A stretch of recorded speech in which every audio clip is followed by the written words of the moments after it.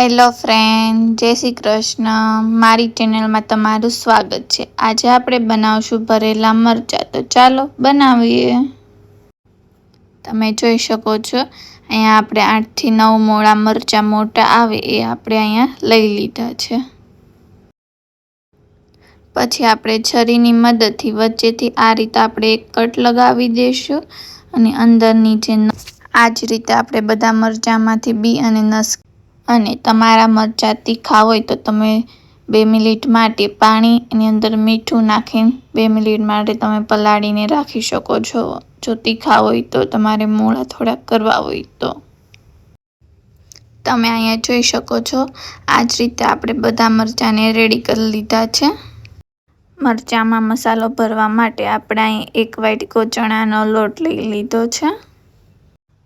ત્યાર પછી આપણે એક અહીંયા કઢાઈ લઈ લીધી છે. એમાં આપણે 2 ચમચી જેટલું તેલ નાખી દઈશું. હવે તેલને ગરમ થવા દઈશું. આપણું તેલ અહીંયા ગરમ થઈ ગયું છે. હવે આપણે આમાં નાખી દઈશું જે 1 વાટકો ચણાનો લોટ લીધો તો એ આપણે આમાં નાખી દઈશું.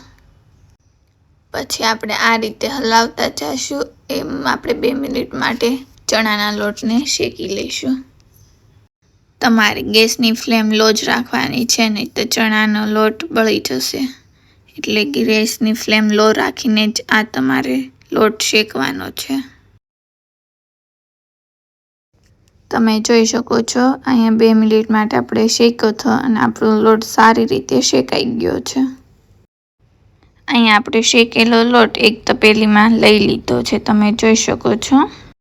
હવે આપણે આમાં 2 ચમચી જેટલું તેલ નાખી દઈશું. તેલ નાખી દીધા પછી હવે આપણે આમાં મસાલા નાખી દઈશું. તો આપણે 1 ચમચી મીઠું નાખી દઈશું. 2 ચમચી જેટલું આપણે જીરું નાખી દઈશું અને અડધી ચમચી જેટલી આપણે હળદર નાખી દઈશું અને 1 મોટી ચમચી જેટલું આપણે લાલ મરચું નાખી દઈશું. પછી હવે આપણે અડધી ચમચી જેટલો ગરમ મસાલો નાખવાનો છે. જો તમારે નાખવો હોય તો તમે નાખી શકો છો, નહીં તો સ્કીપ કરી શકો છો. અને 1 ચમચી જેટલી આપણે ખાંડ નાખી દઈશું. ત્યાર પછી તમારે સેવ કે ગાંઠિયા ઘરમાં કોઈ પણ વસ્તુ હોય એનો તમારે ભૂકો કરીને લઈ લેવાનો છે. અહીંયા મેં સેવનો ભૂકો કરીને નાખી દીધો છે. હવે આપણે આમાં થોડા ધાણા નાખી દઈશું. તમારે જેટલા નાખવા હોય એ પ્રમાણે તમે નાખી શકો છો. ધાણા નાખી દીધા પછી આપણે અડધું લીંબુ નીચવી દઈશું. અહીંયા આપણે બધી વસ્તુ નાખી દીધું છે. હવે આપણે આને સારી રીતે મિક્સ કરી નાખશું.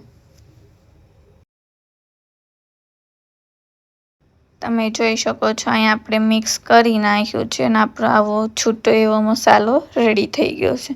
હવે ચાલો આપણે મરચાંની અંદર ભરી દઈશું.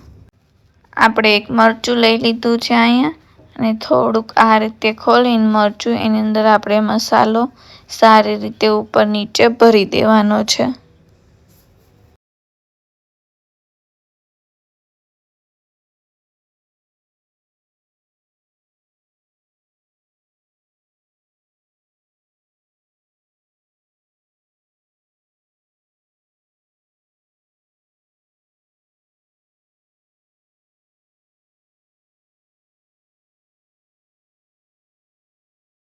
તમે જોઈ શકો છો આ જ રીતે આપણે બધા મરચાંમાં મસાલો ભરી લીધો છે. આપણે લોટ શેક્યો તો એક કઢાઈ લઈ લીધી છે. એમાં હવે આપણે પાછું 2 ચમચી જેટલું તેલ નાખી દઈશું. તમે જોઈ શકો છો આપણું તેલ અહીંયા ગરમ થઈ ગયું છે. હવે આપણે આમાં 1 ચમચી જેટલી હિંગ નાખી દઈશું.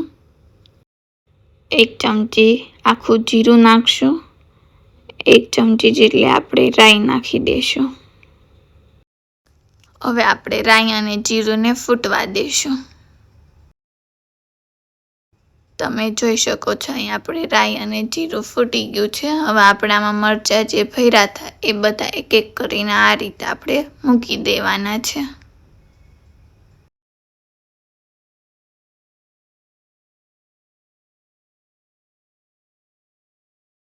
તમે જોઈ શકો છો આપણે બધા મરચાં મૂકી દીધા છે। હવે ગેસની ફ્લેમ લો રાખીને આપણે તળશું।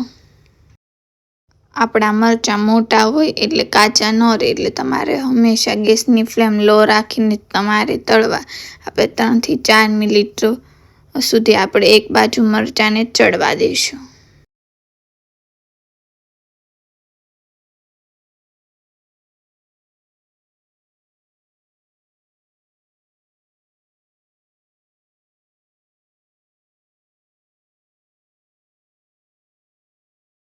તમે જોઈ શકો છો આપણા મરચાંનો કલર એક સાઈડથી થોડો ગોલ્ડન બ્રાઉન કલર થઈ ગયો છે। હવે આપણે ચીપિયાની મદદથી આ રીતે પલટાવી નાખવાના છે।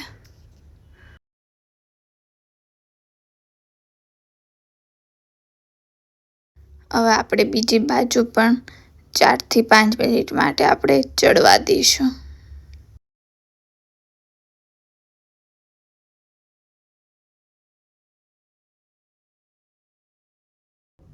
અહીંયા આપણે ઉપરથી પાણીનો થોડોક છંટકારો કરી નાખવાનો છે। વધારે નથી નાખવાનું, થોડુંક જ નાખવાનું છે। 3-4 ટીપા જેટલું નાખી દેવાનું છે।